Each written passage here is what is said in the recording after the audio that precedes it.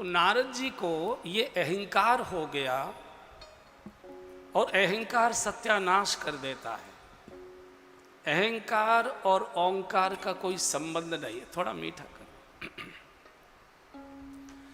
दो शब्द होते हैं, मैं भी कुछ हूं, ये भी एक अहंकार का है, और मैं ही सब कुछ हूं, ये महा अहंकार का है। तो नारद जी का जो कामदेव तपस्या को भंग कर रहा था, थोड़ा मीठा करो भाई, तो रक्षा तो भगवान कर रहे थे, लेकिन नारद जी को अहंकार होगा मैंने काम को भी जीत लिया और क्रोध को भी जीत लिया, और सकल शोकदायक अभिमाना। भगवान का जो भोजन है, हम लोग जो थाली लगाकर ठाकुर जी को भोग लगाते हैं, उसमें से एक भी पूड़ी कचौड़ी लड्डू बर्फी खीर कुछ भी छूते भी नहीं है। आप जितनी चढ़ाते हैं उतनी ही आपको मिल जाती है, थाली में से कमी नहीं होती। उसमें जो हमारा भीतर का अहंकार है कि मैं चांदी की थाली में आपको भोग लगा रहा हूँ, 56 भोग लगा रहा हूँ, मैं ये कर रहा हूँ, तो भगवान हमारे अहम को खाते हैं, उनका कोई दूसरा और भोजन नहीं है। ओंकार अहंकार का भोजन करता है और अहंकार मनुष्य का पतन करता है। नारद जी का कैसे पतन होगा इसका दर्शन करिए बड़े प्रेम से। कल मैंने गोस्वामी जी का एक पद आपको सुनाया था कि जानकी नाथ सहाय करे तब कौन बिगाड़ करे जग तेरो।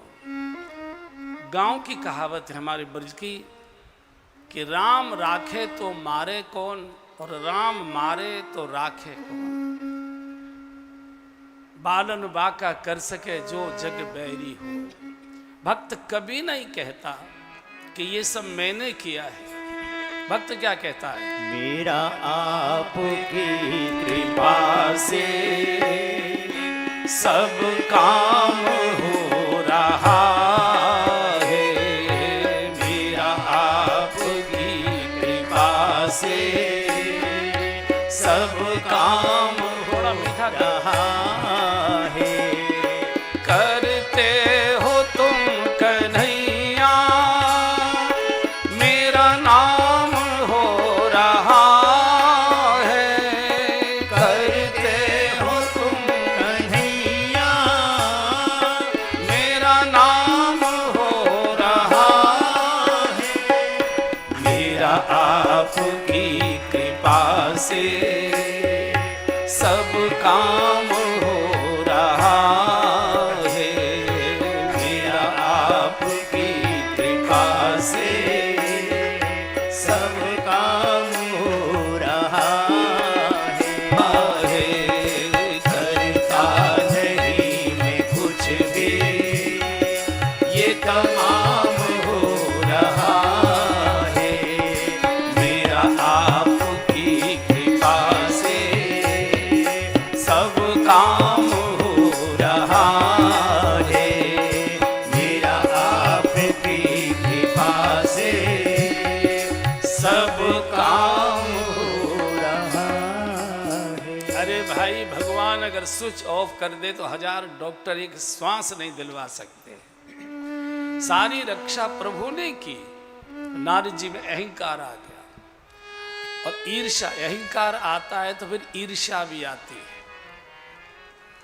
अहंकार की पुत्री है ईर्ष्या। और ईर्ष्या किससे हुई नारद जी को? गुरु जी से, शंकर जी से। अब मैं गुरु जी से भी बड़ा हो गया। शंकर जी ने तो काम को भस्म किया, क्रोध नहीं जीत पाए, भस्म कर दिया उसे। मैंने काम भी जीता और क्रोध भी जीता है। अब मैं पहले शंकर जी को जाके बताऊंगा कि तुम्हारा बाप पैदा हो गया, तुमसे बड़ा मैं हूं। अरे भाई, गुरु की कृपा से तो व्यक्ति उठना बैठना सीखता है, चलना फिरना सीखता है। उंगली पकड़कर तुमको गुरु चलाते हैं। और जो गुरु से ईर्ष्या करेगा उसकी तो दुर्दशा होनी ही है। गोस्वामी जी ने लिखा है कि जय सठ गुरु सन ईर्षा करही। जय सठ गुरु सन ईर्षा करही। रौरव नरक कोटि जुग परहि रौरव नरक कोटि जुग परहि जे गुरु पद अम्बुज अनुरागी जे गुरु पद अम्बुज अनुरागी ते लोकहूँ वेदहूँ बड़ भागी ते लोकहूँ वेदहूँ बड़ भागी। जे सत गुरु सन ईर्ष्या करे उनका कहीं कल्याण होगा। जिसकी कृपा से तुम चलना सीखे, खड़े होना सीखे, उसी गुरु से ईर्ष्या कर। और आजकल दिखाई देता जिनके आशीर्वाद से व्यक्ति खड़ा होता है, ऊपर उठता है, सबसे पहले वो उसी से प्रतिद्वंद्विता करता है कि अब तुमसे बड़ा मैं हूं। और वो कुछ कदम ही चलता है, फिर वहीं का वहीं ठप हो जाया करता है। अब माँ ने चलना सिखाया और बालक माँ से ईर्ष्या करे तो कहाँ उसका कल्याण होगा। तो नारद जी ने सोचा पहले गुरु जी को जाके बताता हूँ कि तुम्हारा बाप पैदा हो गया है, मैं तुमसे बड़ा हूँ। और सीधे कैलाश गए, सीधे कैलाश गए। शंकर जी धूप ताप रहे थे। कैलाश में ठंडा बहुत रहता है, हालांकि अच्छी बात यह है कैलाश में धूप भी बहुत अच्छी निकलती है, वहाँ कोहरा नहीं पड़ता, अच्छी धूप निकलती है, लेकिन शीतलता बहुत होती है। -16, 17, 18 डिग्री टेम्परेचर होता है। कुल्ला करिए बर्फ बन जाता है। हम लोग 3-4 बार कथा करके आए हैं कैलाश में, बहुत भयंकर है। लेकिन समर्थ और स्वस्थ हिंदू को जीवन में एक बार कैलाश का दर्शन करना चाहिए। दोनों ही शब्द बोल रहा हूँ, समर्थ भी और स्वस्थ भी, चूँकि वहाँ बहुत मुश्किल पड़ते, एक एक सांस लेने के लाले पड़ जाया करते, बहुत कठिन है, ऑक्सीजन नहीं है वहाँ, बहुत कठिन होता। खैर शंकर जी धूप सेक रहे थे, ये पहुँचे नारद जी। अरे आइए आइए आइए आइए नारद जी, बहुत दिनों के बाद दर्शन, बहुते दिनन कीन मुनि दाया। अब कोई शिष्य अपने गुरु से मिलने आया और गुरु जी के आइए आइए, बड़ी कृपा की, तरस रहे थे आपके दर्शन के लिए, बड़ी कृपा की। अरे गुरु जी कहेंगे भाई बहुत दिन लगा दिए, कहाँ रहे, तुम्हारा कुछ पता नहीं लग रहा है। लेकिन चूंकि शंकर जी जानते हैं अहंकारी को तो चापलूसी की भाषा ही पसंद आती है। अगर मैंने सीधे सीधे कुछ बोला तो बैठेगा ही नहीं, जैसे तैसे तो आया है। तो जैसे ही शंकर जी ने कहा हे ऋषवर, बहुत दिनों के बाद आपने कृपा की, बहुते दिनन कीन मुनि दाया। नारद जी ने तो ओहो, कहाँ यहाँ ससुराल में भांग पिए पड़े रहते हो, तुमको मालूम है दुनिया में क्या हो रहा है? बोले भैया 3 वर्ष से तो कोरोना चल रहा था, सबका आना जाना बंद हो गया, कोई आ जा नहीं रहा है, ठंड के कारण से मोबाइल के टावर काम नहीं कर रहे हैं, अच्छा अखबार भी बंद हो गया, कोई समाचार नहीं मिल रहा। क्यों, कोई खास बात हो गई क्या? बोले आपको मालूम ही नहीं कोई खास बात हो गई?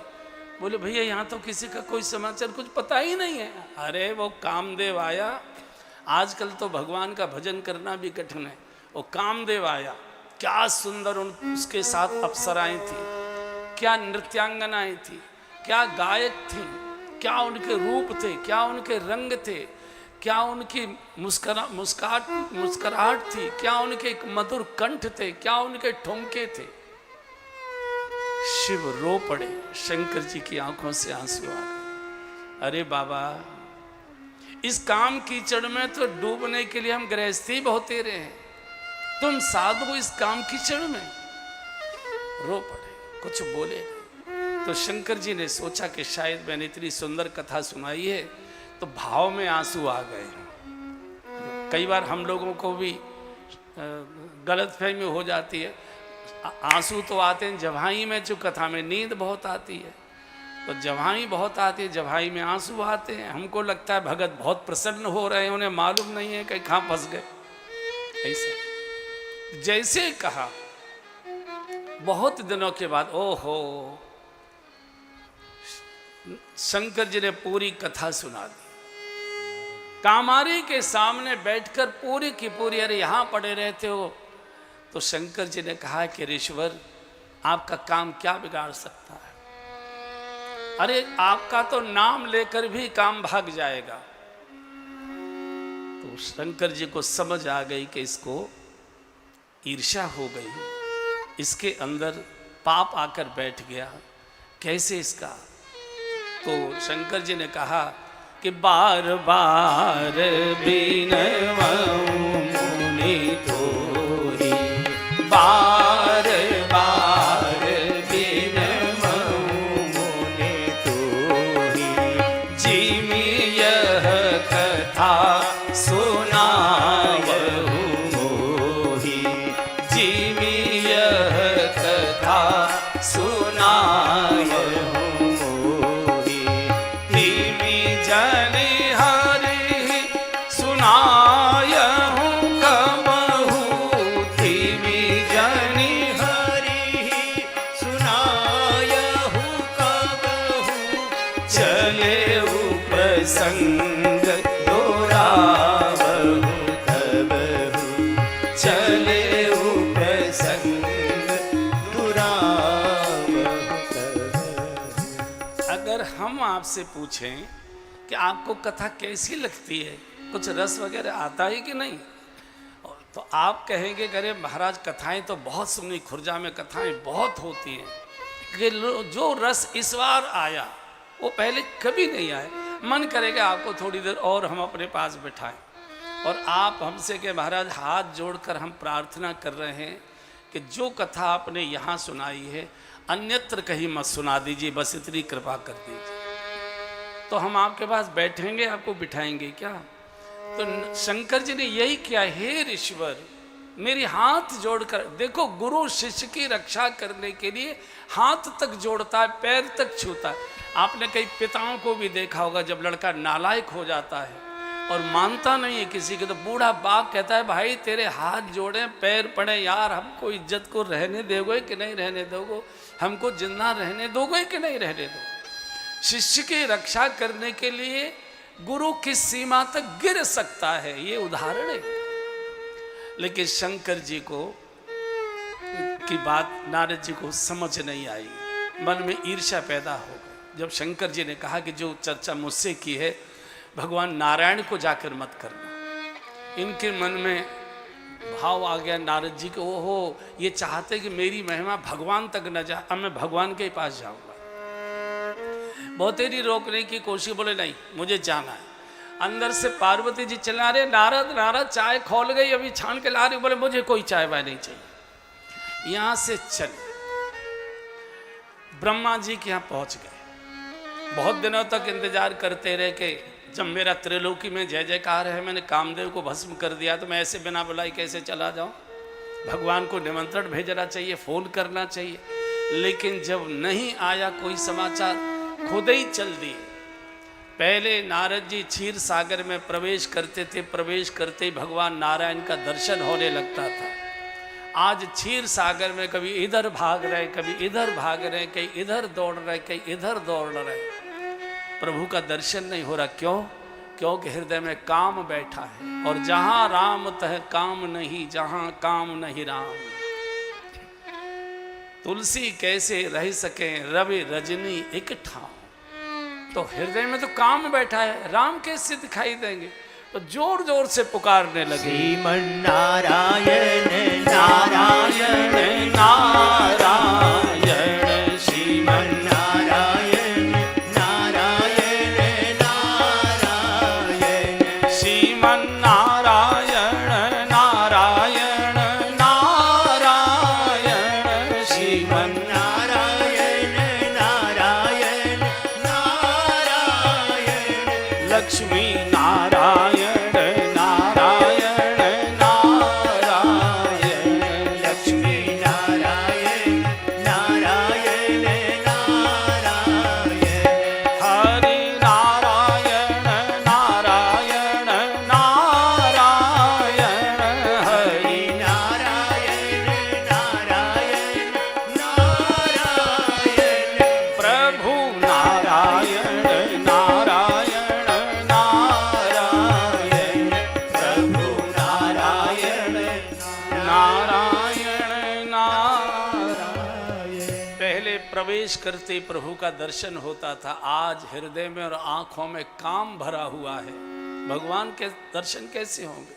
पूरा गूंज गया क्षीर सागर, नारायण नारायण। भगवान शेष शैया पर शयन कर रहे थे, लक्ष्मी जी चरणों की सेवा में थी। एकदम भगवान बैठ गए, हर्ष उठे प्रभु रमा निकेता। तो लक्ष्मी जी ने कहा प्रभु क्या हुआ? बोले लगता है नारद आ रहा है। नारद आ रहा है? कौन खास बात? वो तो हमेशा आता जाता रहता है। बोले आज नहीं आ पाएगा। क्यों? भयंकर रोग लगा कर आया है, और रोगी को तो हाथ पकड़कर सहारा देकर ही लाना चाहिए। अगर नारद गिर गया, पतित हो गया, तो ये मेरा पतन माना जाएगा। और मेरी घोषणा है गीता में, न मैं भक्त प्रणश्यति, मैं अपने भक्त को नहीं पतित होने देता। भगवान एकदम खड़े हो गए, हर्ष उठे प्रभु नवान। ये डगमगाते आ रहे थे, नारायण नारायण। भगवान ने हाथ पकड़ा और बिल्कुल अपने पास बिठाने के लिए, आओ आओ नारद आओ, बहुत दिनों के बाद आए हो, बहुत बैठो। पहले नारद जी आते थे, हमेशा भगवान के चरणों में बैठा करते थे। आज नारद जी तकिया की ओर देख रहे हैं। भगवान ने हाथ पकड़ा, ऐसे बिठा रहे, बैठो नारद, बैठो नारद, बैठो। नारद और अकड़ रहा है। और तकिया की ओर, जब तकिया की ओर चलने लगे तो लक्ष्मी जी ने कहा से नीचे बैठाओ, इसको नीचे बैठाओ ना। जो हमेशा आते थे नीचे बैठते थे चरणों में, आज तो अहंकार है मैं तुमसे कम तो हूं नहीं, नीचे क्यों बैठूं? जब लक्ष्मी जी बोल रही थी कि इसे नीचे बैठाओ, क्या नारद जी नहीं सुन रहे हो गए? हमारे ब्रज में माताएं, घूंघट में इतना लंबा घूंघट होता है ब्रज की माताओं का, और मान लीजिए ससुर से कुछ कहलवाना है तो छोटे बच्चे को वो खड़ा कर लेती है बहू और कहती है मुन्ना बाबा जी को कह दो रोटी खा लें। क्या बाबा जी क्या वो पूरी गली सुन रही है इतनी जोर से? लेकिन वो एक मर्यादा रहती है, घूंघट की एक मर्यादा। तो क्या नारद जी नहीं सुन रहे होंगे? सुन रहे थे, लेकिन अहंकार है, मैं तुमसे कोई कम नहीं, नीचे कैसे बैठूंगा? नीचे कैसे बैठूंगा? बहुत कठिन है। ये रोजाना हमको कथाओं में तमाशा देखने को मिलता है। तो हर विधायक जी तो बहुत संस्कारी हैं और साधुओं से इनका बहुत गहरा संबंध भी है। नहीं तो जो आयोजक होते हैं आखिर उस शहर के बड़े प्रतिष्ठित नागरिक ही होते हैं, बड़े बड़े लोग ही कथा कराते हैं। तो वो इतने विनम्र होते, कोई आता है आई आई आई आई बैठिए, आई बैठिए। कई अकड़ू ऐसे होते जिनको आगे की कुर्सी चाहिए। आयोजक सर आई आई बैठो, नहीं कोई नहीं कोई नहीं कोई नहीं। अरे कोई नहीं है, सैकड़ों लोग बैठे, दिखाई नहीं दे रहा है तुझे?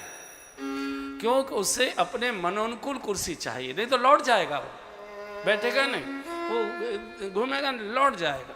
बिल्कुल नारद जी की वही स्थिति हो रही है। तो भगवान ने जोर से कहा लक्ष्मी जी थोड़ा कम करो। लक्ष्मी जी ये नारद आज चरणों में बैठने नहीं आया है, तो बोले मेरे सिर पर बैठने के लिए आया। अब भगवान की वाणी सुनिए कैसी बोलते, बोले भी हंसी चराचर राया, बोले थोड़ी और कम करो, बहुते दीनन कीर मुनि दाया, बहुते दीनन कीर मुनि। घटना घट गई, काम चरित नारद सब भाखे, काम चरित नारद सब भाखे, यद्यपि प्रथम बरजी शिव राखे, यद्यपि प्रथम बरजी शिव राखे, अति प्रचंड रघुपति के माया, अति प्रचंड रघुपति के माया, केहि न मोह अस को जग जाया, जेहि न मोह अस को जग जाया। आज बोले भी हंसी चराचर राया, बोले भी हंसी चराचर लाए। अहंकारी हमेशा चापलूसी की भाषा ही सुनना पसंद करता है। भगवान बहुत व्यवहार कुशल है, वही भाषा बोले, हे मुनिवर, बहुत दिनों के बाद आपने दया की हमारे ऊपर, आप कहाँ रहे थे? हमारे तो नेत्र तरस रहे थे। आप सब मेरे सामने गृहस्थी बैठे, आपका बेटा कहकर जाए, पापा जी किसी जरूरी काम से मैं बंबई जा रहा हूँ, 8 दिन में 7 दिन में वापस आ जाऊंगा। और लड़का आता है 3 महीने के बाद लौटकर, तो पिताजी क्या कहेंगे? आइए कुंवर साहब, बड़ी कृपा की आपने, आंखें तरस रही थी हमारी तुम्हारे दर्शन के लिए, इतने दिन कहाँ लगा? ये कहेंगे पिता या एक मूर्ख, 7 दिन की कहकर गया था, टाइम लग रहा था, महीना 15 दिन का काम लग रहा था, चिट्ठी डालता, फोन करता, समाचार देता, हम यहाँ सूखे जा रहे, डर के मारे मरे जा रहे। बाप ये बोलेगा, आइए कुंवर साहब, बड़ी कृपा की आप आ गए, हमने दर्शनों के लिए आंखें तरस रही। चूंकि अहंकारी चापलूसी की भाषा सुनना पसंद ही करता है, और जो बड़े पद पर बैठे होते हैं वो इसी प्रकार के हो जाते हैं। उनको उनके अनुकूल भाषा नहीं बोलेंगे, आपको बैठने भी नहीं देंगे। तो जैसे ही कहा, बहुते दिनन कीन मुन दाया, एकदम घटना घटे, काम चरित नारद सब भागे, काम चरित नारद सब भागे, यद्यपि प्रथम वरजी शिव राखे, यद्यपि प्रथम वरजी शिव राखे। नारद जी ने पूरी कामदेव की चर्चा सुना दी। साहब आपका तो भजन करना बड़ा मुश्किल है, ध्यान के लिए बैठा, वो कामदेव आ गया, क्या सुंदर सुंदर अप्सराओं को लेकर आया, क्या नृत्यांगनाएं थी, क्या गायक थे, क्या वादक थे, क्या उनके स्वर थे, क्या उनके ठुमके थे, क्या उनकी बटकन थी, क्या उनके नैनों के इशारे थे। भगवान भी सुस्त हो गए। भगवान, मैं यहाँ 2 मिनट आपके लूंगा, ये उपासना का प्रसंग है। नारद जी बैठे हुए हैं भगवान नारायण के चरणों में, लक्ष्मी जी और नारायण भगवान के चरणों में नारद बैठे हैं शरीर से, लेकिन मन कहाँ डूबा हुआ है? अप्सराओं में, नृत्यांगनाओं में, गायकों में, वादकों में, कामदेव में। मनुष्य शरीर से कहाँ बैठा है ये बहुत महत्व की बात नहीं, हमारा मन कहाँ बैठा हुआ है ये महत्व की बात है। जो तन का क्रिया करता है उसे तन भोगता है। तन की यात्रा केवल मरघट तक है, चिता तक है, तन इसके आगे नहीं जाता। मन की यात्रा अनंत रहती है, हर जन्म में मन वही रहता है। योनि बदल सकती है, जाति बदल सकती है, प्रदेश बदल सकते हैं, देश भी बदल सकते हैं, मन वही का वही रहता है।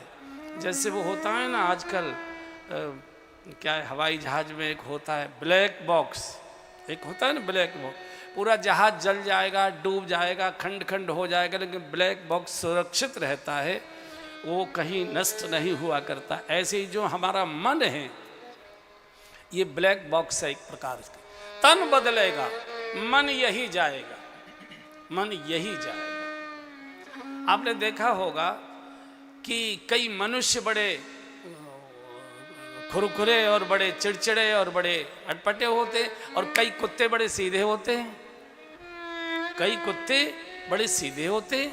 इसका अर्थ है ब्लैक बॉक्स किसी अच्छे सीधे मानव का था, कोई अपराध हुआ और इसको योनि मिली है। इसलिए भजन में तन नहीं, भजन में मन जाता है। कई बार माला तो हम फेरते रहते हैं, लेकिन मन में 20 साल पहले भी किसी ने गाली दी थी वो याद आने लगती। और सबसे ज़्यादा पुरानी बातें भजन में ही याद आती है। क्रोध भजन में ही आया करता है। शरीर से तो घर वालों को लगता है, आंखें तो पाठ करती हैं, आंखें तो देखकर पाठ करती हैं, उंगलियां तो माला के मन के घुमाती हैं, लेकिन हमारा मन जाने कहाँ कहाँ घूमता रहता है। और अगला जन्म मन के अनुसार ही मिलता है। अंत समय में मन हमारा कहाँ अटका है इसी आधार पर अगला जन्म मनुष्य का हमको मिलता है। और इसलिए आपने देखा होगा जब कोई बूढ़े दादा दादी जाने वाले होते हैं उनके पास कीर्तन बिठा दिया जाता है, कुछ न कुछ भजन करने वाले कीर्तन करने वाले बिठा दिए जाते हैं, ताकि मरते मरते राधे राधे नाम, कृष्णा कृष्णा नाम, राम राम नाम इनके कानों में चला जाए तो इनकी योनि सुधर जाएगी, अगला जन्म सुधर जाएगा। लेकिन जिसने जीवन भर गालियां ही बकी हो वो मरते समय गीत नहीं सुनेगा, गीता नहीं सुनेगा, श्लोक नहीं सुनेगा। तो नारद जी भगवान के चरणों में बैठे हैं और डूब रहे हैं वहां। इसलिए कृपया हमारा मन इधर उधर न जाए, इसके लिए क्या करें? लोग कहते हैं योग करो, लंबी सांसें खींचो, रीढ़ गड्डी सीधी करके बैठो। अब 80 साल के बुढ़े को कह रहे हो रीढ़ गड्डी सीधी करके बैठो, कैसे बैठेगा? 10 तरह के रोग लगे, कैसे बैठेगा? बहुत मुश्किल पड़ेगा, योग हो ही नहीं सकता है, बहुत ही मुश्किल। क्या करें? तो ये ध्यान की ऊर्जा है, इसको चेंज कर दीजिए। सामान्यतः पानी का स्वभाव है हमेशा नीचे की गड्ढी की ओर जाएगा। ऊपर चढ़ाने के लिए पंप लगाना पड़ता है, टिल्लू पंप लगाना पड़ता है, तब नीचे के गड्ढे का पानी ऊपर की टंकी में जाता है। मन का भी स्वभाव है गड्ढे की ओर जाना, बुरी बातों की ओर जाना। अच्छी बात की ओर लगाने के लिए ताकत लगानी पड़ती है, उसको रोकना पड़ता है, लेकिन बार बार वहीं जाता है, बार बार वहीं जाता है, बार बार वहीं जाता है। और मैंने अभी बोला था शरीर की यात्रा केवल चिता तक है, मन ये ब्लैक बॉक्स है, ये जन्मों तक यही जाएगा। पिछले जन्म में भी यही मन था, इस जन्म में भी यही मन रहेगा, अगले जन्मों में जब तक मोक्ष नहीं होता तब तक यही मन हमारा साथ जाएगा। योनि बदल सकती है। जैसे एक ध्यान शब्द सुनते हैं, अब ध्यान कहते हैं ना, ध्यान करो, ध्यान लगाओ, ध्यान लगाओ, ध्यान। ध्यान एक ऊर्जा है, ध्यान एक प्रकार की यूरिया खाद है। जिस पौधे में यूरिया लगा दोगे वही पौधा हरा भरा हो जाएगा। जिस बच्चे पर माता पिता ज़्यादा ध्यान देते हैं वो जल्दी विकसित हो जाया करता है। ये एक व्यवस्था है ये सृष्टि की। तो हम जिस पर भी ध्यान लगा देंगे वही हमारे अंदर भर जाएगा। पूजा करने बैठे हैं और आपने देखा कि ओहो वो चौराहे पर, अलीगढ़ वाले चौराहे पर गोलगप्पा बहुत अच्छा मिलता है, बड़ा चटपटा उसका पानी है, और आपने उस पर ध्यान देना शुरू कर दिया। माला तो घूम रही है लेकिन आपको वो ठेली दिखाई देने लग जाती है, गोलगप्पे खाते लोग दिखाई देने लगते हैं, चाट चाटते हुए दिखाई देते हैं, और आपका शरीर कब ठेले पर जाकर पहुंच गया और कब आपने गोलगप्पा खाया आपको होश भी नहीं रहेगा। अगले दिन जब आप बाथरूम जाओगे, लेटरिन आदि में जाओगे, तब पता लगेगा बाप रे जलन क्यों हो रही है, कल गोलगप्पे खाए थे। ये जो ध्यान है, ये ऊर्जा है, ये खाद है, आप जिस पर लगाओगे, अगर ईर्ष्या पर लगाओगे ईर्ष्या से जल जाओगे, द्वेष पर लगाओगे द्वेष से जलते रहोगे, शुभ पर लगाओगे शुभ से भर जाओगे, अशुभ पर लगाओगे अशुभ से भर जाओगे। इसके लिए कोई योग कोई व्यायाम काम नहीं करता। बड़े बड़े योगियों को भी हमने औंधे मुंह गिरते हुए देखा है। उस ध्यान की धारा को तोड़िए। सामान्यतः मनुष्य जब ऐसे घुटने पकड़कर बैठता है तो समझ लो वो कहीं न कहीं डूबा हुआ है, कहीं न कहीं खोया हुआ है। ये नियम, जब भी आदमी ऐसे बैठता है समझ लो कहीं न कहीं वो खोया हुआ है, कहीं न कहीं वो डूबा हुआ है। रीढ़ की हड्डी सीधी करके बैठे मुश्किल पड़ती है। उसका तरीका है कि जो बातें हमारे मन में आ रही हैं और हम उनको न सुनना चाहते, न देखना चाहते, न उनका पालन करना चाहते, आसन बदल दीजिए। लेटे लेटे आ रही हैं, बैठ जाइए, बैठ कर आ रही हैं, खड़े हो जाइए, खड़े खड़े आ रही हैं, टहलने लग जाइए। कुछ भगवान का भजन गुनगुनाना शुरू कर दीजिए, कोई गीत गाना शुरू कर दीजिए, कोई छोटे बच्चे को चुटकी बजाकर खिलाना शुरू। वो जहां आपका मन डूब रहा है उस धारा को तोड़िए, अन्यथा वो कान पकड़कर गड्ढे में ले जाएगा। नरक का रास्ता वहीं से जाता है, ध्यान से ही नरक का रास्ता जाता है और स्वर्ग का भी ध्यान से ही जाता है। जब भी ऐसी बातें हमारे मन में पूजा कर रहे हो, पाठ कर रहे हो, और पूजा करते समय ज्यादा आती है, पूजा पाठ करते समय ये बातें ज़्यादा आती हैं। आसन बदलिए, रीढ़ की हड्डी सीधी कर लो, कुछ चुटकी बजाकर मंत्रों को, प्रार्थना को थोड़ा जोर से बोलना शुरू कर दी। कई लोग आपको कहते हैं नहीं गुरु मंत्र बोला नहीं जाता है, गुरु मंत्र केवल मन में लिया जाता है। तो उनको बुद्धिमानों को पूछो, गुरुजी ने जो मंत्र दिया था वो इंजेक्शन से दिया था कि बोलकर दिया था? गुरुजी ने भी तो बोलकर ही दिया था। तो बोलिए उसे, कोई कविता, कोई गीत, कोई भगवान का मंत्र गुनगुनाइए, रीढ़ की हड्डी सीधी कर लीजिए, खड़े हो जाइए, टहल कर करिए। मूल में भजन होना चाहिए, अन्यथा केवल उस परंपरा के और जड़ता में अगर आप आगे के पूजा घर में बैठ के ही सब होगा तो घर के लोगों को लगेगा बाबूजी बहुत भजन पूजा करते हैं। आपको भी लगेगा कि कई अध्याय पढ़ लिए, एक शब्द भी आपको ध्यान नहीं होता कि आपने क्या पढ़ लिया। पुरानी बातें ही मन में चलती रहती हैं, उसी से समय कट जाता है। आंखें पेज देखती रहती हैं, हाथ पेज पलटते रहते हैं और मन पूरा का पूरा इनकम टैक्स ऑफिस में ही खड़ा रहता है कि आज तारीख, मन वही जाता है। नारद जैसे व्यक्ति, ये नारद को कोई पतित नहीं कर सकता, नारद हमारे लिए पतित हुए हैं। एक कलयुग के नागरिक को सावधान रहना, जब मेरा जैसा महापुरुष भी अगर गड्ढे कीचड़ में फंस सकता है, सावधान।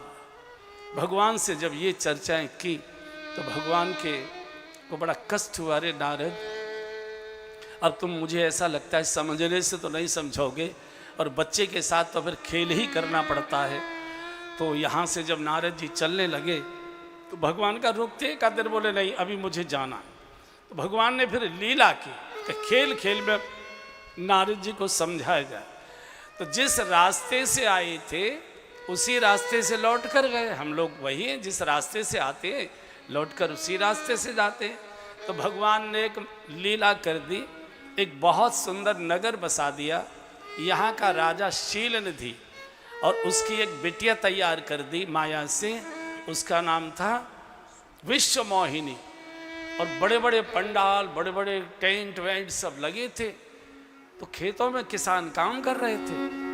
नारद जी ने पूछा भैया इतना सुंदर महानगर, ये कौन राजा का राज्य का नगर है? बोले यहाँ के राजा शीलनिधि हैं। फिर ये इतने बड़े बड़े पंडाल, शामियाने, ये तैयारियाँ, चूल्हे वूल्हे सब पड़े रास्तों पर, ये क्या है? बोले उनकी बिटिया है विश्व मोहिनी।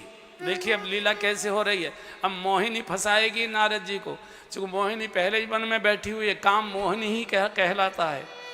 उसकी शादी, आज उसका स्वयंवर है, तो सब उसकी तैयारी है। काम भीतर बैठा था, विश्व मोहिनी नाम आ गया, स्वयंवर, नारद जी की शादी की इच्छा हो गई। देखो तो सही मोहिनी कैसी है। अरे देखना चाहिए था मोहन को, कृष्ण का दर्शन करते, मोहिनी को साधु देखने जा रहा है। तो जब नारद जी पहुँचे तो शीलनिधि राजा ने बहुत स्वागत सत्कार किया। अरे ऋषिवर बहुत अच्छे समय आ गए, आज मेरी बिटिया का स्वयंवर है, आज आपका आशीर्वाद मिलेगा, बेटी का जीवन धन्य धन्य हो जाएगा, बिटिया को बुलाओ आशीर्वाद के लिए। यहाँ मैं निवेदन करूँगा, हालांकि मेरे निवेदन को कोई मानेगा नहीं, फिर भी चूंकि मेरी जिम्मेदारी है, मैं व्यासपीठ पर बैठा हूँ। कभी भी किसी भी शादी समारोह में किसी भी साधु को नहीं जाना चाहिए। जाते हैं मेरे कहने से मानेंगे नहीं, 20 गालियाँ मुझे और देंगे, लेकिन फिर भी मैं व्यास आसन पर बैठा हूँ। शादी समारोह सर्वाधिक श्रृंगारिक प्रसंग होता है। पहले तो शादियाँ कई कई दिन चलती थी, उत्सव कई, अब तो केवल 4-5 घंटे का ही सारा होता है। और सारी सजावट, मेकअप, जो कुछ भी है वो 3-4 घंटे के लिए ब्यूटी पार्लर पर पूरी तैयारी के बाद वहाँ इकट्ठे होते हैं। वहाँ जीजा भी हैं, साली भी हैं, वहाँ सब हैं, वहाँ हंसी है, मजाक है, ठट्टा है। वहाँ ये स्वामी जी घोट मोट खोपड़ी लिए वहाँ पहुँच गए। तो धीरे धीरे धीरे धीरे जो साधु, हो सकता है कि बहुत बड़े हमारे शिष्य की बिटिया बेटी की शादी है, अच्छी बात है, आपको जाने क्या जरूरत है। बेटी और दामाद को आश्रम बुलाइए, उनको आश्रम की मर्यादा का दर्शन कराइए, वहाँ बिठाकर थोड़ा सा कुछ ज्ञानोपदेश करिए, जीवन जीने की कोई मार्गदर्शन करिए। बिटिया दामाद आए, बहू और लड़का आए, प्रणाम करे, आश्रम की मर्यादा का दर्शन करें कि गुरु क्या होते हैं, साधु क्या होते हैं, इसका उनको आभास भी होगा। और साधु अगर शादियों में चला जाता है, संकोच लगता है बोलने में, धीरे धीरे साधु भी सेमी गृहस्थी जैसा हो जाता है। धीरे धीरे धीरे धीरे वो भी कहीं न कहीं गृहस्थ आश्रम जैसा ही जीवन अपना बना लेता है। हम लोग गांव में थे, खुर्जा भी गांव ही है, कोई बड़ा भारी महानगर नहीं है। पहले चिट्ठी लिखा करते थे, पूरी चिट्ठी लिखने के बाद उसके नीचे एक लाइन और लिखते थे, थोड़े लिखे को बहुत समझ, इतना ही पर्याप्त है। साधु अगर शादी समारोह में गया तो उसे विधाता भी बचा नहीं पाएगा गिरने से। नारद जैसा जब फिसल सकता है, आम आदमी की हैसियत क्या है। लड़की आई, श्रृंगार किए हुए सखियां ला रही थी, बड़ी बार लग रहे निहारी चेहरा देखने लगे। राजा ने कहा, गुरुजी चेहरा मत देखो, हाथ की रेखाएं देखो। हाथ की रेखा क्या कहती है, कैसा वर मिलेगा स्वयंवर में इसको। अभी तक काम भीतर बैठा था, अब काम उस बिटिया के रूप में, राजकुमारी के रूप में आंखों के सामने आ गया, और भीतर से लालसा हुई तो स्पर्श का अवसर भी मिल गया। पहले काम मन में आता है, मन से आंखों में जाता है, आंखों से फिर इंद्रियों में आता है, और इंद्रियों के द्वारा फिर सक्रिय होता है। जब विश्व मोहिनी का हाथ में हाथ आ गया तो नारद जैसा तपस्वी भी भीतर से कांप गया। काम जब आक्रमण करता है तो शरीर में कंपन होने लगता है, और उल्टा सीधा बोलने लगे। जो इसके साथ विवाह करेगा वो त्रिलोकी का मालिक हो जाएगा, वो सारे जगत का राजा हो जाएगा, जगह जगह उसके मंदिर बनाए जाएंगे, जगह जगह उसकी कथाएं गाई जाएंगी, सारा जगत उसके नाम का जप करेगा। कहना क्या चाहिए था, जो त्रिलोकी के नाथ होंगे उनके साथ इसकी शादी होगी। जिनकी कथाएं गाई जाती हैं ऐसे भगवान नारायण के साथ इनकी शादी होगी। जिनकी मंदिरों में आरती उतारी जाती है ऐसे भगवान विष्णु के साथ इनकी शादी होगी। क्या रहे, जो इसके साथ शादी करेगा वो ऐसा हो जाएगा। और मन मन में सोच रहे कि ये शादी तो मेरी होनी चाहिए।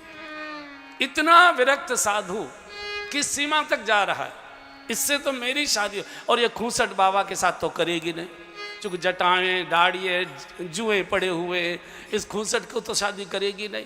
फिर क्या करूं, बोले हरि सन मांगहु सुंदरताई, हरि सन मांगहु सुंदरताई, हरि सन मांगहु सुंदरताई, हरि सन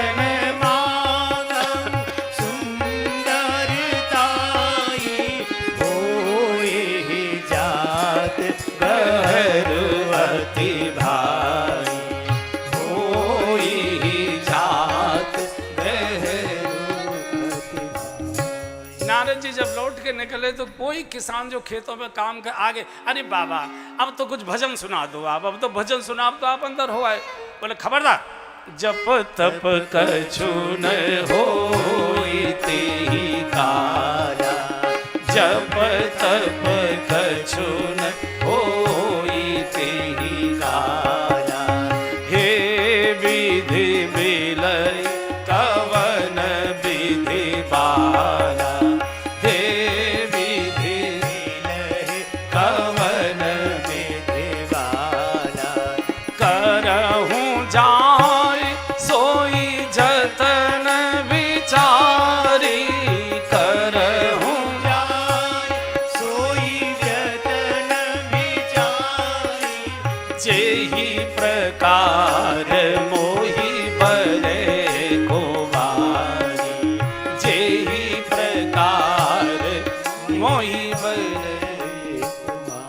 हमसे भजन भजन नहीं, वो लड़की हमको मिलनी चाहिए। हे विधि मिले कवन विधि बाला, बीणा तोड़ दी, कंठी तोड़कर फेंक दी, कैसे शादी हो। और इतने घबरा गए कि क्षीर सागर जाऊंगा और लौट के आऊंगा तब तक तो स्वयंवर हो जाएगा, चिड़िया उड़ जाएगी, अब क्या करूं। तो वही खड़े खड़े रोने लगे, श्रीमन नारायण नारायण नारायण। श्रीमन्नारायण नारायण नारायण श्रीमन्नारायण नारायण नारायण श्रीमन्नारायण नारायण नारायण लक्ष्मी नारायण नारायण नारायण लक्ष्मी नारायण नारायण। भगवान तो बड़े कौतुकी हैं, भगवान को कहीं आना जाना तो पड़ता नहीं, भगवान तो प्रकट होते। जैसे ही नारायण नारायण के पुकारे भगवान नारायण प्रकट हो गए। नारद क्यों रो रहे हो, क्या चाहिए? ज्ञान दूं, भक्ति दूं, वैराग्य दूं, बोलो क्या चाहिए? बोले तीनों को चूल्हे में दे दो। फिर तुमको चाहिए क्या? बोले आपन रूप देहु प्रभु मोहि, आपन रूप देहु प्रभु मोहि, आपन रूप देहु प्रभु मोहि, आपन रूप देहु प्रभु मोहि, आन भांति नहीं पावहु कोई, आन भांति नहीं पावहु कोई, जेहि विधिनाथ होय हित मोरा, जेहि विधिनाथ होय हित मोरा, करहु सो बेगी दास में तोरा, करहु सो बेगी दास में। प्रभु अपना रूप दे दीजिए। रूप क्या करोगे? बोले शादी करूंगा। शादी? शादी से कोई प्रसन्न हुआ है क्या? मुझे देख कितना रोना पड़ा था, पूरे दंडकारण्य को मैंने अधर उठा दिया था। हे खग मृग हे मधुकर श्रेणी, तुम देखी सीता मृग लहिनी, कितना रोया था। खुर्जा वालों से जाकर पूछ लो शादी के बाद कितने लोग नाच रहे हैं, कितने लोग हंस रहे हैं। नहीं, जवानी तो कट जाएगी, बुढ़ापे में कौन उठाएगा बिठाएगा। और कई बार मन की इच्छा होती है मीठी मीठी बात करने की, किससे करेंगे, हम वो शादी कर। लेकिन एक अच्छी बात की गोस्वामी जी ने कि नारद जी के मुख से एक दूसरी चौपाई अच्छी बुलवा दी, साधु के पतन से रक्षा हो गई। जय विधिनाथ हो हित मोरा, करो सुबेग दास में तोरा। प्रभु जिसमें मेरा हित होता हो। पहले तो वो रूप मांगा है कि मैं शादी करना चाहता हूँ, इसी रूप से मिलेगी जो आपका रूप है मोहिनी। लेकिन प्रभु जिसमें मेरा हित होता हो, भगवान ने तुरंत कह दिया जय विधि होई परम हित। हित चाहते हो, हम तुम्हारा परम हित करेंगे। जय विधि होई परम हित, और नारद सुनहु तुम्हार, सोई हम करबन आन कछु, वचनन मृषा हमार। जिसमें तुम्हारा हित होगा, हम हित ही नहीं, हम तुम्हारा परम हित करेंगे। हमारी वाणी असत्य नहीं होती। लेकिन फिर धीरे से कह दिया नारद को, पथ मांग रुज व्याकुल रोगी, कुपथ मांग रुज व्याकुल रोगी, वैद्य न दे सुनहु मुनि जोगी, वैद्य न दे सुनहु मुनि जोगी, माया विवश भय मुनि मूढ़ा, माया विवश भय मुनि मूढ़ा, समुझी नहीं हरि गिरानी गूढ़ा, समुझी नहीं हरि गिरानी गूढ़ा। भगवान की गूढ़ भाषा माया के वशीभूत नारद नहीं समझ पाए। माया विवश भय मुनि मूढ़ा, समझे नहीं हरि गिरा निगूढ़ा। भगवान ने 3 रूप नारद जी को दे दिए। नारद जी जब स्वयं अपने को देखेंगे तो अति सुंदर सुच सुखद सुशीला भगवान नारायण जैसा मनोहारी स्वरूप दिखाई देगा। जब नारद जी को समाज के लोग देखेंगे जो और स्वयंवर में आए होंगे, उनको नारद जी ऋषि के रूप में नारद जी दिखाई देंगे। और जब नारद जी को विश्व मोहिनी देखेगी वरमाला लेकर आई तो मरकट बदन भयंकर दे। आप कह सकते हैं कि एक ही व्यक्ति के 3 रूप कैसे हो सकते हैं? एक ही व्यक्ति के 3 रूप कैसे हो सकते हैं? जरा अपने रूप देखो। हम जब अपने मालिक के सामने खड़े होते हैं तो कैसा चेहरा रहता है? जब हमारा नौकर हमारी आंखों के सामने आके खड़ा होता है तो कैसा चेहरा रहता है? जब किसी प्रेमी के साथ खड़े होते हैं तो कैसा चेहरा होता है? और जब श्रीमती जी के सामने खड़े होते हैं तो चेहरा कैसा होता है? कितने बदलते हैं, कितने बदलते हैं। आ गए नारद जी और पंडाल बहुत सजा हुआ था। पहली कुर्सी पर बैठ गए। सोचा कि भीड़ भड़क का माला तो मुझे ही पड़ेगी, चूंकि मैं भगवान का रूप है और तो किसी को वरणेगी नहीं, और मैं सीधा निकलूंगा और सीधी ऊटी की टिकट कराऊंगा जो भी होगा, ताकि भीड़ भाड़ में लोग बधाइयाँ देने दौड़ेंगे तो धक्का मुक्की होगी। पहली सीट पर जाकर बैठ गए। नारद जी की फजियत देखने के लिए कैलाश से 2 गण आते हैं शंकर जी के। क्योंकि शंकर जी की बात नहीं मानी, गण वहीं बैठे हुए थे। शंकर जी ने कहा था कि जो तुम मुझे कथा सुना रहे हो नारायण को नहीं सुनाना जाकर, तो तुम हमारे गुरुजी की बात का उल्लंघन करके आया। देखो तुम्हारी फजियत। और जो दूसरे की फजियत देखने में व्यक्ति रस लेता है वो ऋषि नहीं बन सकता, वो राक्षस ही होता है। हमको दूसरे के घर की लड़ाई देखने में बड़ा आनंद आता है, तब पता लगता है जब अपने घर में होती है। जब अपने घर में होती है तब पता लगता है कि लड़ाई क्या होती है। बैठ के बराबर, और बराबर में अब बैठे चर्चा धीरे धीरे, इतनी धीरे बोल रहे हैं कि बस नारद जी सुन रहे। बोले भाई, मालिक के साथ हम दुनिया की शादियों में गए, ऐसा सुंदर दूल्हा तो हमने देखा नहीं। हमको तो लगता है कि लड़की किसी की ओर देखेगी ही नहीं, इन्हीं को मारा डाले। और ऐसे तो मन में तो है ना, लड्डू फूट रहे हैं।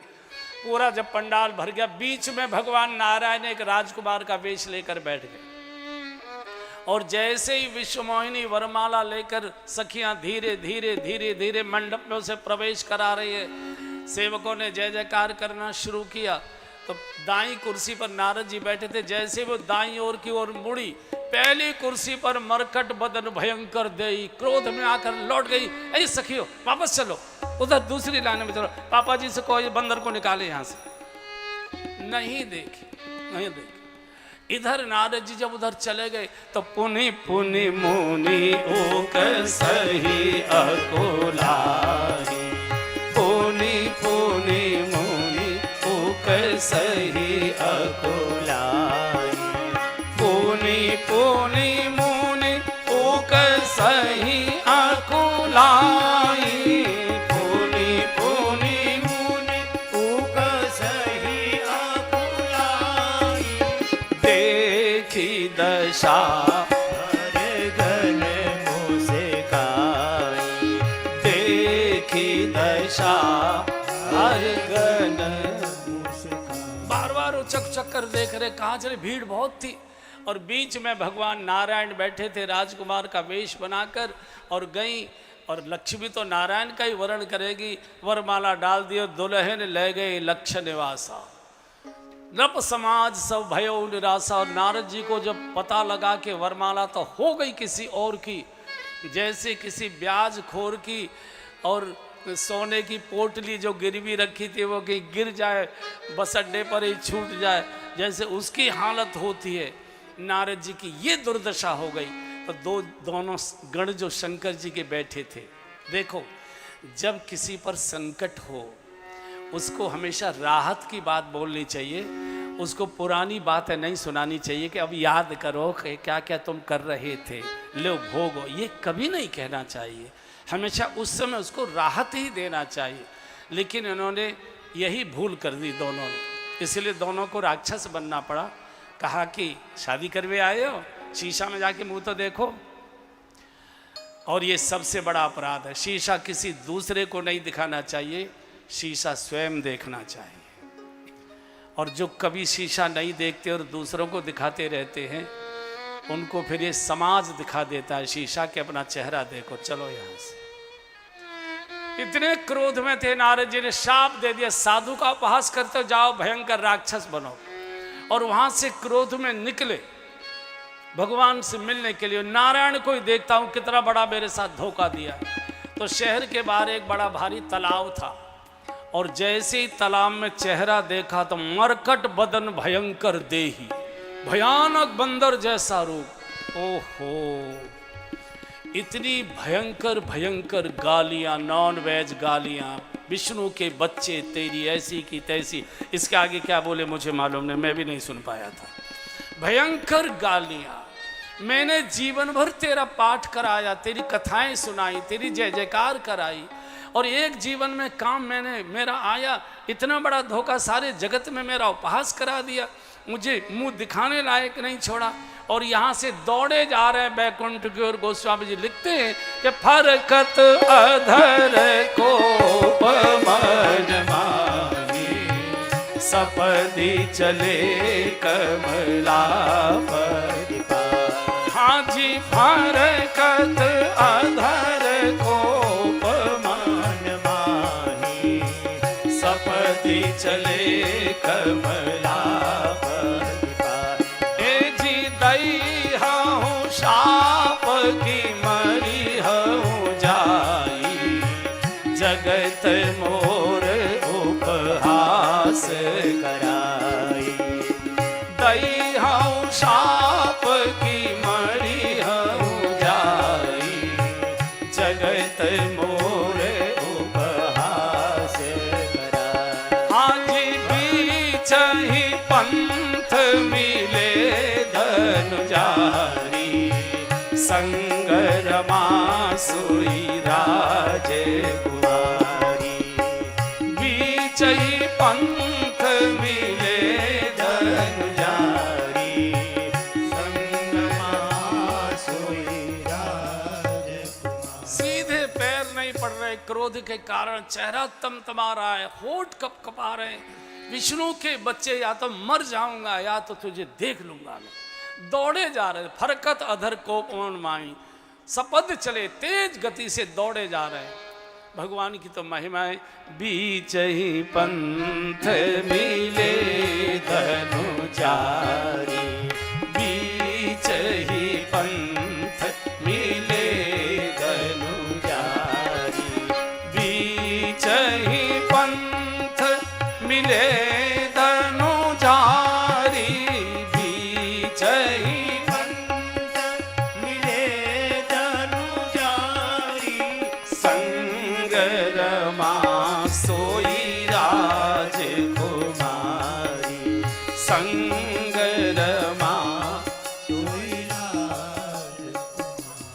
बंधु और बहनों, भगवान का सिद्धांत है, भगवान बीच रास्ते में ही मिलते हैं। आप भगवान की ओर चलना शुरू करेंगे, भगवान बीच में ही मिल जाएंगे। भगवान जानते हैं जैसे तैसे तो चलने की इसने हिम्मत की है, अगर मैं नहीं मिला तो बैठ जाएगा। भगवान बीच में, जैसे हमारा छोटा बच्चा हम चलना सिखाते हैं, do do do do do do करते हैं ना, ऐसे do do do do do, और जैसे ही बच्चा किलकारी मारते दो चार कदम करता आगे बढ़ता है, और जैसे ही गिरने को होता है तुरंत झपट्टा मारकर दादाजी माँ उसकी झपट्टा मारकर उठाकर छाती से लगा लेती, गिर न जाए।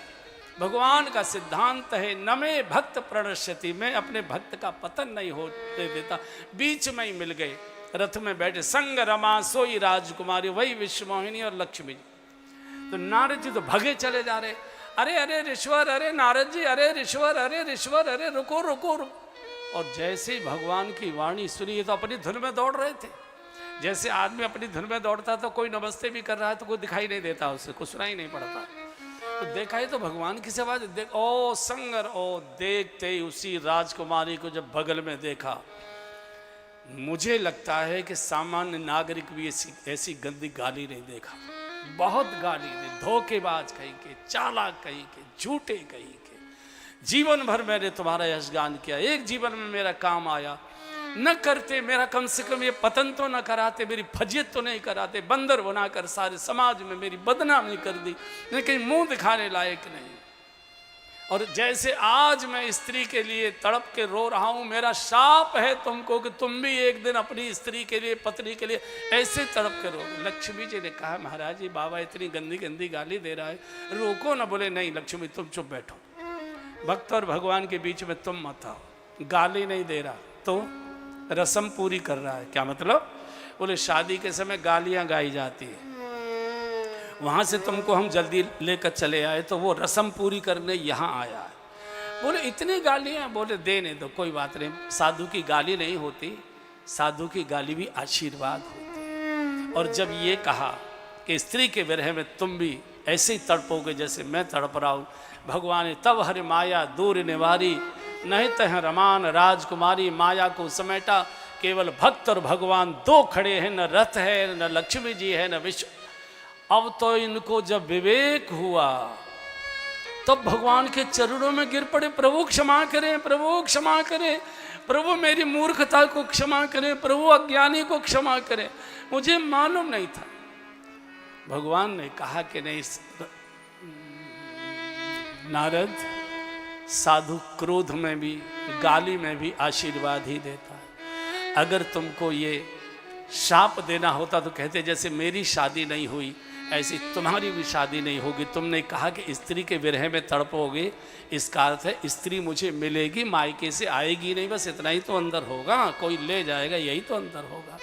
साधु क्रोध बोले नहीं महाराज मेरा हृदय जल रहा है, जिनका मैंने जीवन भर भजन किया उनको मैंने कैसे अपशब्द बोले हैं, अब ये मुझे शांति कैसे मिले। बोले नारद एक सिद्धांत है, जिसका अपराध किया जाता है क्षमा करने का अधिकार उसी को होता है। कोर्ट क्षमा नहीं कर सकता, कोर्ट सजा को कम और ज्यादा कर सकता है, सजा को शून्य भी कर सकता है, क्षमा नहीं करता। क्षमा वही करेगा जिसका हमने अपराध किया है।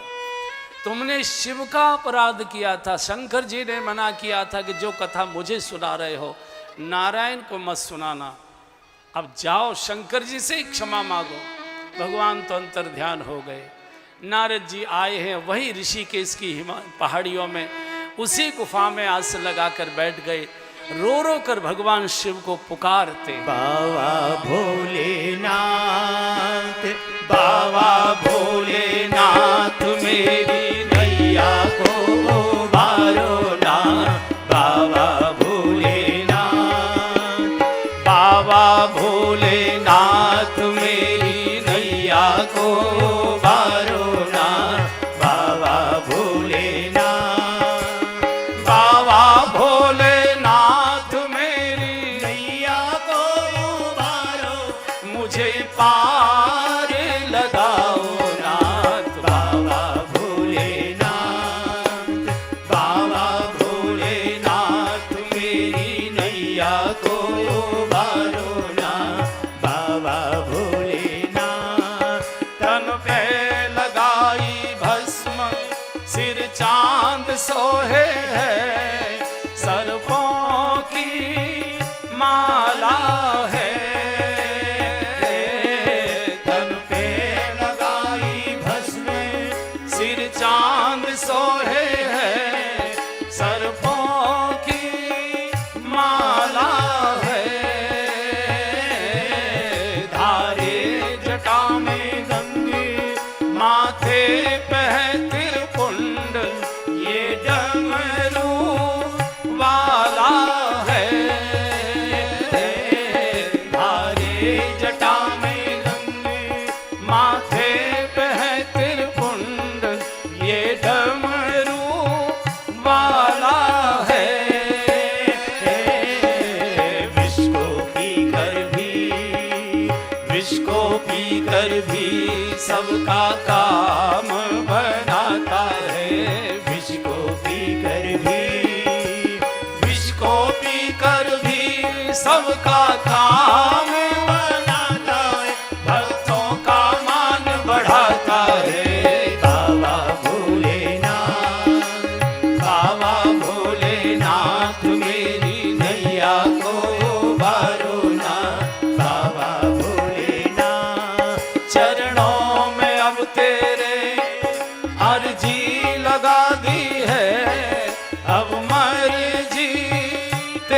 मेरी